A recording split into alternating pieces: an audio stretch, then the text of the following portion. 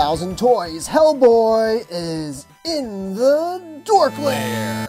Welcome to another DorkLair action figure review. Today I'm taking a look at the 1000 Toys Hellboy figure. I do have the regular edition, not the exclusive one.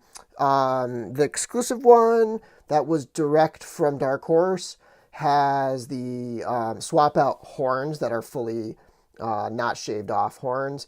And then it also comes with the sword for him. And and I got mine directly from Things from Another World, who I think is owned by Dark Horse Comics, I believe, or they own Dark Horse, or they're basically the same company or something like that. But so I'm kind of glad I got mine from them because while the figure is great, I do have some issues, especially in my jacket. My jacket is like completely lopsided and just ineffectively assembled. So I'm hoping that they can at least swap out the coat on mine, the overcoat, which is probably like the weakest part of the figure. Otherwise, the figure's great. I've had a couple little finicky issues that I'll mention in the rest of the review. And I'm not like a huge Hellboy fan. I haven't read a ton of the comics, but I did love the Hellboy movies about a decade ago, the Guillermo del Toro movies. I thought those were great. And just a little shout out to the designer of the DorkLair logo, Mike Uziel, who is actually a massive fan. And I know that he's been waiting for this guy to come out for a long time. He's a big Mignola fan. And so shout out to you, Mike. I hope you enjoy your figure, and I hope you enjoy my review. So let's take a look. Packaging on this thing is gorgeous. I wish the box was made out of a little bit of a sturdier material. But you can see there's like a glossy, the Bureau logo is like glossy sort of on there. You may not notice it at first, but then as you shift it around, you can see it. It's got a nice comic book version of him on the front, although it does have a picture of the sword on there, which this version doesn't actually come with the sword. That glossy logo kind of wraps around, and then you have the figure on the back and the 1000 Toys logo there, and then the other side is just blank. The top of the box does have the Hellboy words, and then the bottom just has kind of info. And this is a slipcase, so it's pretty nice. It's kind of opens up like this, and then like the figure is on display inside there. And then again with the Bureau logo on the back, it's got some credits, so you can see who actually like designed and worked on the design and production of the figure. Pretty nice to see that. And coming back around to the side and the front. Pretty good packaging, but mine's like a little flimsy. You can see it's sort of like warped over here, and it's like kind of concaved in a little bit. I wish it was a little bit of a sturdier cardboard, but not too bad. And bringing Hellboy in for a close-up of that mug shot. Take a look at that head sculpt. It's really nice, very comic book-like. It's got a few little issues. I have some black paint right there on the chin next to his goatee, and then I have a little more on the side of his face over there. So a little bit of sloppy paint, but nothing too crazy. I think I might be able to scrape that off anyways. I might give that a shot.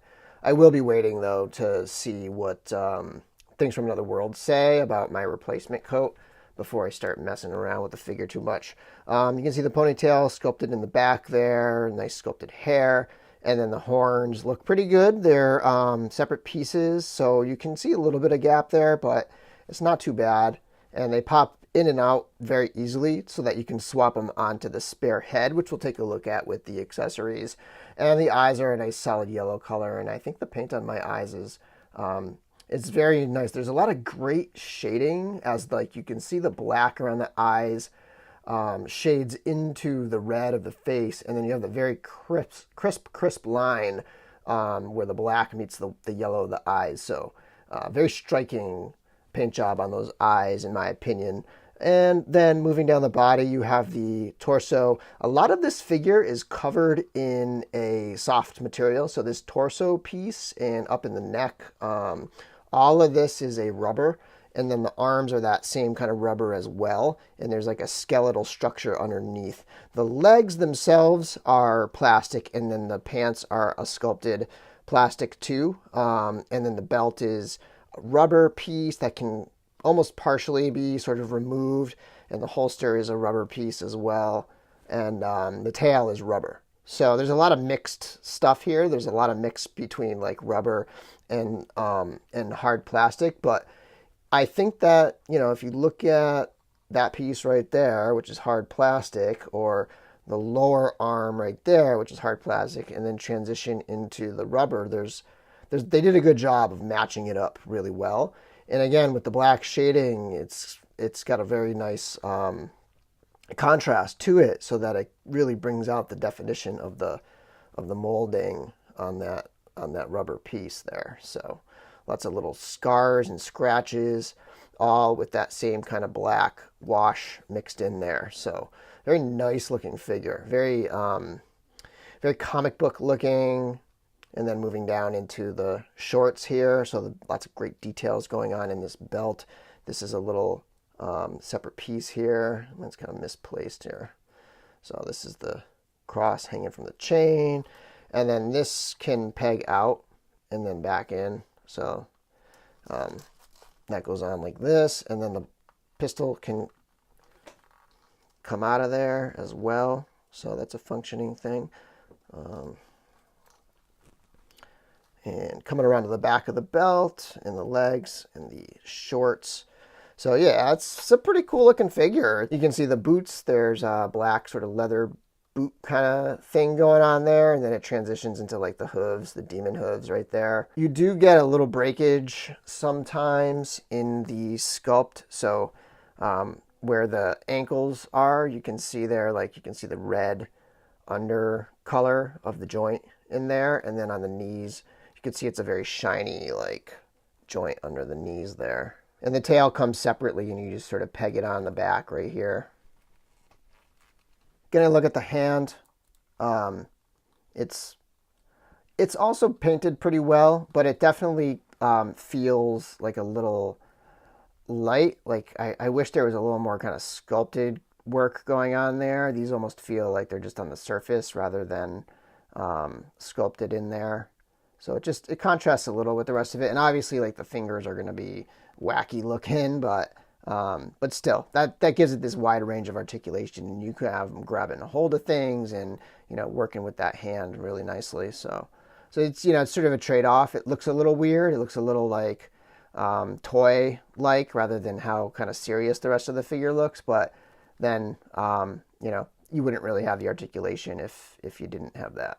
So overall, the sculpt, paint, and detail are very well done. There's a couple little sloppy areas, and of course, my coat is pretty much a disaster. But I don't think my coat represents the general. I think most people have a much more evenly stitched coat than mine, so mine's probably an exception to the rule.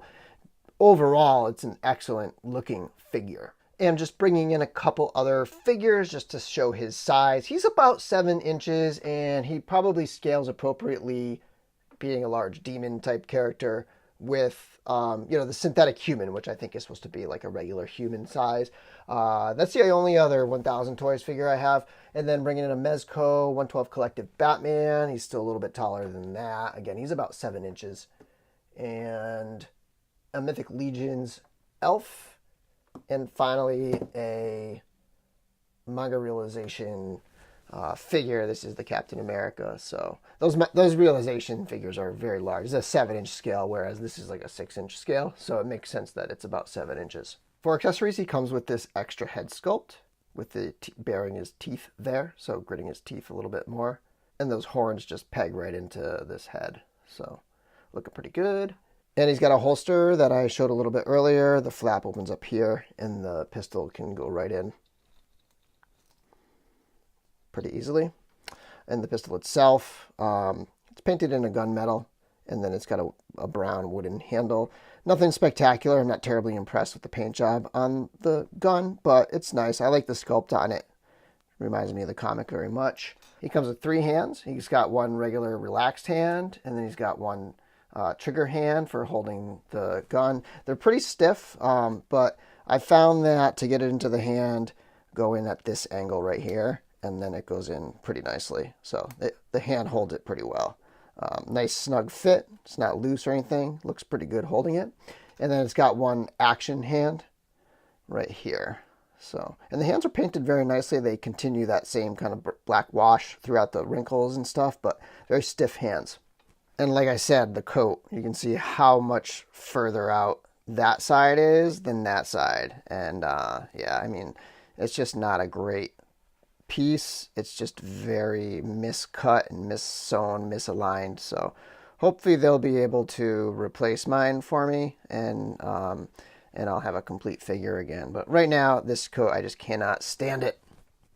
Articulation-wise, this dude is loaded with articulation. So the head can look up this far, and then the head can look down and side to side and kind of rotate all the way around. And then there's a skeleton underneath, and he can crunch forward. And I just want to give a quick shout out to Wade, the Unparalleled Universe. Check out his YouTube channel, Unparalleled Universe.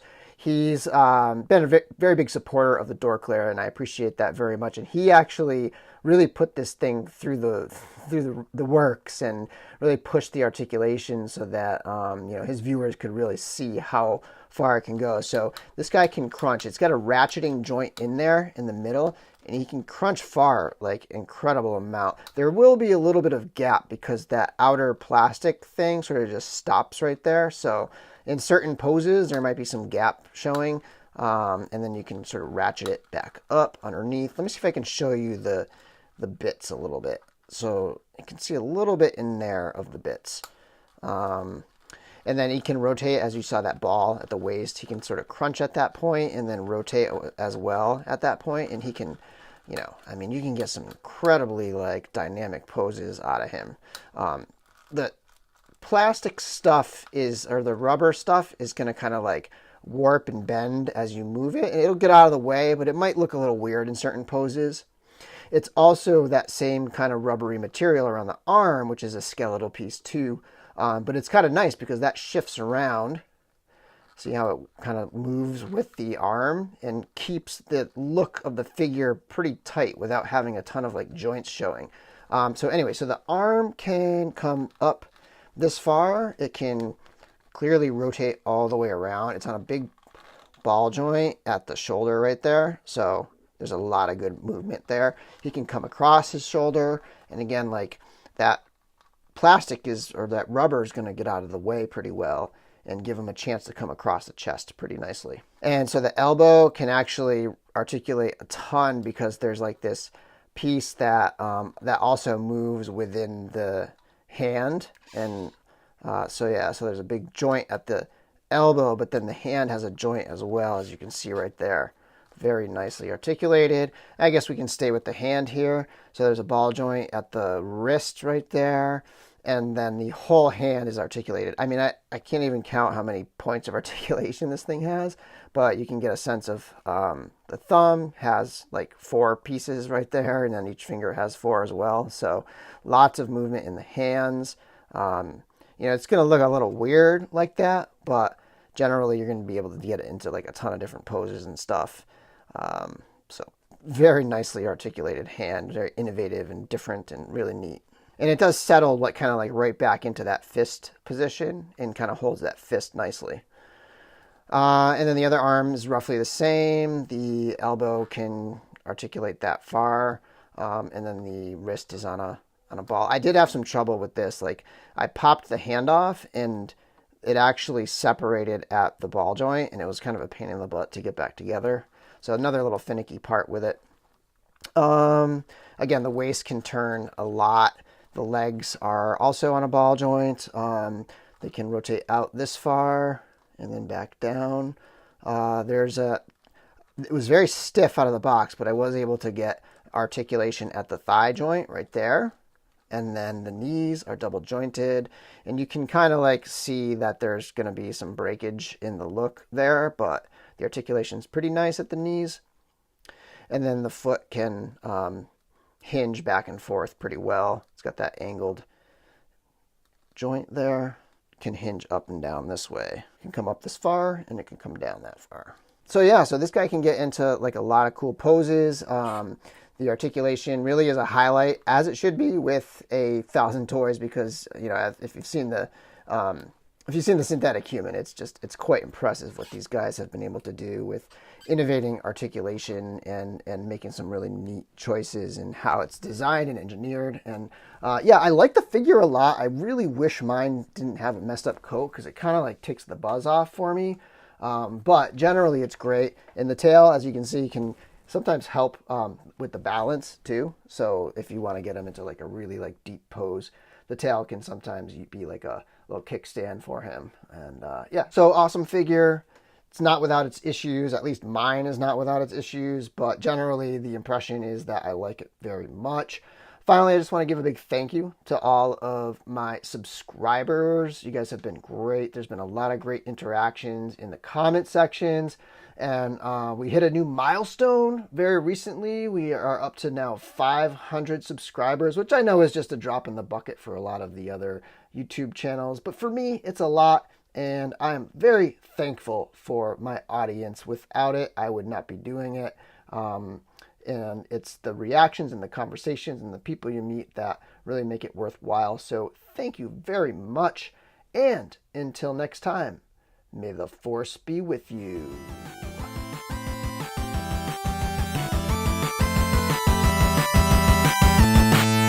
DorkLair.